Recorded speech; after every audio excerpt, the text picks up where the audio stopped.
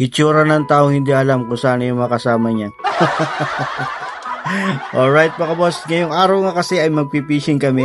At eto, nagkita-kita rin kami ng mga makakasama ko. Siyempre kasama natin dyan si Master Rolly at yung dalawa nating tropa dyan. Ayan. Ang unang location natin ay dito sa Tagkawayanan mga boss. Dito tayo mag-i-spot. Sabi nila marami daw megalodon dito. So ayan o, pasipat-sipat pa, kala mo naman makakakuha ng isda. So ayan mga bossing, sumama lang tayo dito mag-fishing sa mga tropa. So ayan, unang hagis, ayan, 2. Alright, 3. Alright, 4. 5. Nakailang hagis yun mga boss at kahit isa ay wala man lang tayo nahuli, kaya ang desisyon, uwi. Uuwi tayo, hindi pa tayo uwi mga bossing. Hahanap tayo ng panibagong spot at dito nga sa panibagong spot mga boss, ay hindi ko inaasahan na mapupuntahan namin ito dahil ang tagal-tagal ko na talagang hinahanap yung spot na ito.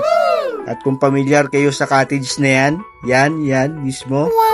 Diba? Kilala nyo ba yung cottage na yan? Yan ang paboritong tambayan ng Ongpa mga boss. At sa hindi inaasahang pagkakataon, naligaw ako dito sa lugar na ito.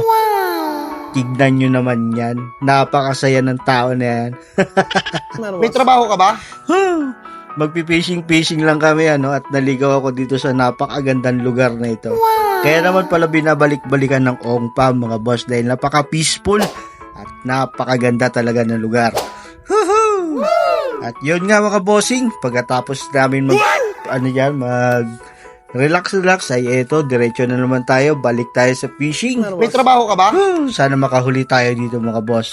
Alright, isa. So, nakarami rin tayo ng hagis dito mga boss, At yun nga, sa kasamaang palad. Wala pa rin tayo nahuli. Ang lalaki kasi ng alon, hindi tayo makapaabante doon sa unahan, So, kung hanggang saan lang natin kaya maghagis, ay doon lang tayo pumesto.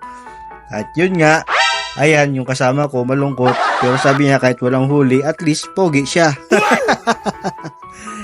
At ito yung mga tropa mga bossing. Nag-uusap-usap kami kung uwi na ba kami o tutuloy pa. Siyempre yan, napagdesisyonan, tuloy pa. At dito naman kami naligaw sa Magura Beach. Yan, dito pa rin yan sa Simpukan mga bossing. At tignan nyo naman, napakaganda rin ng kanilang dagat dito. Napaka-peaceful din ng lugar. Pwede ka mag-camp dito pala. Sabi ng may-ari ay napaka-safety naman dito. Ayan mga boss, pagkatapos namin magpahinga konti, siyempre picture, video. Ayan, balik tayo sa panghuhuli ng... Kala mo naman talaga may nahuhuli, So ayan mga boss, nakailang hagis na rin kami dyan. Halos napagod na rin nga kami dyan kakahagis. At wala talaga kami nahuling isda.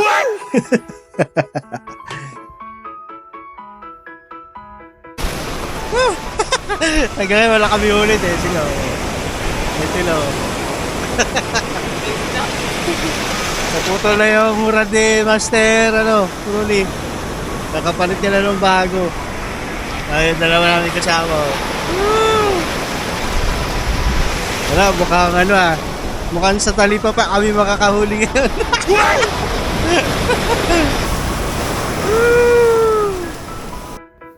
At yun nga mga boss, pagkatapos ng napakaraming walang hanggang hagis, nagkwentuhan na lang kami dito sa tabing dagat. Ayan, si Rolly daw, tatry niya pa makahuli pero wala rin talaga. So ayan, talagang uuwi na talaga to. Uwing-uwi na ito. Contimplex lang sa lugar. Magura Beach mga boss, sa mga gustong pumasyal dito. Ayan, 20 pesos ang entrance. So medyo ma-action lang yung packet, medyo matarik yan, pero may hagda naman. So, yun mga boss, mga gusto magpunta yan, pasyal lang kayo. So, ayun, hanggang dito na lang ulit sa susunod na journey ulit ng fishing. Alright, gang.